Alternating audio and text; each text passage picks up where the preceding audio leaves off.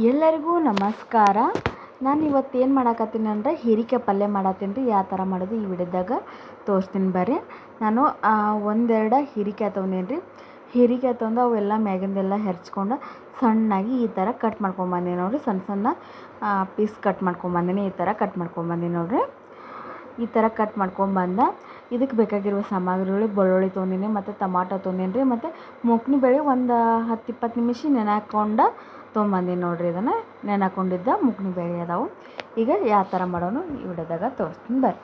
ನಾನು ಒಲೆ ಹೊತ್ತಿಸ್ಕೊಂಡು ಕಡಾಯಿ ಇಟ್ಕೊಂಡೀನಿ ನೋಡಿರಿ.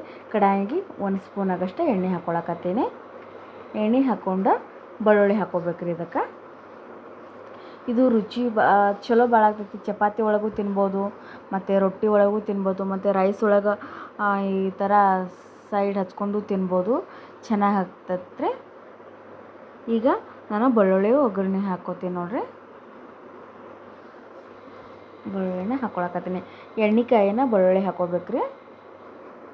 ಹಾಕ್ಕೊಂಡು ಬಳಕ ಈಗ ಹೀರಿಕಾಯಿಗಳನ್ನ ಹಾಕ್ಕೊಳಕತ್ತೀನಿ. ಹೀರಿಕಾಯಿ ಸಣ್ಣ ಸಣ್ಣ ಪೀಸ್ ಮಾಡ್ಕೊಂಡಿದ್ದು ನೋಡಿರಿ. ಅದನ್ನೆಲ್ಲ ಹಾಕ್ಕೊಂಡು ಸ್ವಲ್ಪ ಹುರ್ಕೋಬೇಕ್ರಿ. ಇದನ್ನು ನೀಟಾಗಿ ಹುರ್ಕೋಬೇಕು. ಈಗ ಟಮಾಟೊ ಹಾಕ್ಕೋತೀನಿ ರೀ. ಒಂದು ಟಮಾಟೊ ಕಟ್ ಮಾಡ್ಕೊಂಬಂದೀನಿ. ನಾನು ಸಣ್ಣ ಗಾತ್ರದ ಟಮಾಟೊ ಹಾಕ್ಕೊಂಡೀನಿ. ಮತ್ತು ಈಗ ಮೂಕ್ನಿ ಬೇಳೆ ಅದಾವೆ ನೋಡಿರಿ. ನೆನೆ ಹಾಕ್ಕೊಂಡಿದ್ದ ಮೂಕ್ನಿ ಬೇಳೆದು ಒಂದು 10-20 ನಿಮಿಷ ನೆನೆ ಹಾಕ್ಕೊಂಡು ಇಟ್ಕೊಂಡಿದ್ದ ಮೂಕ್ನಿ ಬೇಳೆ ನೋಡಿರಿ. ಅದನ್ನು ಹಾಕ್ಕೊಂಡು ತಿರುವಾಡ್ಕೊಳಕತ್ತೀನಿ. ನಾನು ನೀಟಾಗಿ ತಿರುವಾಡ್ಕೋಬೇಕ್ರಿ. ಈಗ ಉಪ್ಪು ಹಾಕ್ಕೋತೀನಿ. ಹೀರಿಕಾಯಿ ಎಲ್ಲ ಹುರ್ಕೋಬೇಕ್ರಿ. ಎಣ್ಣೆ ಒಳಗೆ ಫ್ರೈ ಆಗಬೇಕು. ಆಟೋ ತನಕ ಹುರ್ಕೋಬೇಕು ನಾನು ಉಪ್ಪು ಹಾಕ್ಕೊಂಡು ಮತ್ತೆ ಹುರ್ಕೊಳಕತ್ತೀನಿ ನೋಡಿರಿ. ಆದರೆ ಒಮ್ಮೆಗೆ ಖಾರ ಹಾಕರಂದ್ರೆ ಹೀರಿಕಾಯಿ ಪಲ್ಯ ಚೆನ್ನಾಗಿ ಆಗಂಗಿಲ್ಲ. ಸ್ವಲ್ಪ ಉಪ್ಪು ಎಲ್ಲನೂ ಹಾಕಿ ಆಮೇಲೆ ಲಾಸ್ಟಿಗೆ ಖಾರ ಹಾಕ್ಬೇಕು ಈಗ ನೋಡಿರಿ. ಈಗ ಖಾರ ಹಾಕ್ತೀನಿ. 1 ಸ್ಪೂನ್ ಆಗಷ್ಟು ಖಾರ ಹಾಕ್ಕೋತೀನಿ.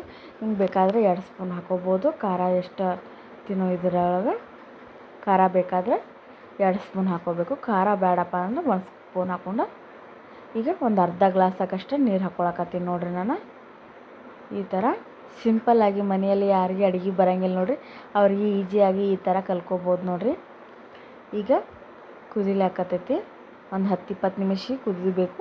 ನಿಮ್ಗೆ ಅನ್ನದೊಳಗೆ ತಿನ್ಬೇಕಂದ್ರೆ ಈ ಥರ ಗೊಜ್ಜು ಮಾಡ್ಕೊಂಡು ತಿನ್ಬೋದು.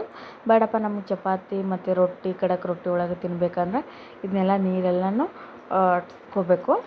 ಎಲ್ಲ ಖಾಲಿ ಆಗೋ ತನಕ ನಾವು ಗ್ಯಾಸ್ ಹೊತ್ತಬೇಕು. ನೋಡ್ಬೋದು ಕುದಿಲಾಕತ್ತೈತಿ. ಇದ್ರ ಮ್ಯಾಗ ಸ್ವಲ್ಪ ಕೊತ್ತಂಬರಿ ಉದುರಿಸ್ಕೋಬೇಕ್ರಿ.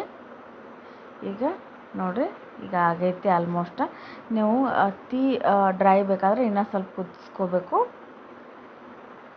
ನೋಡಿರಿ. ಈ ಥರ ಹೀರಿಕಾಯಿ ಪಲ್ಯ ಆಗೈತಿ.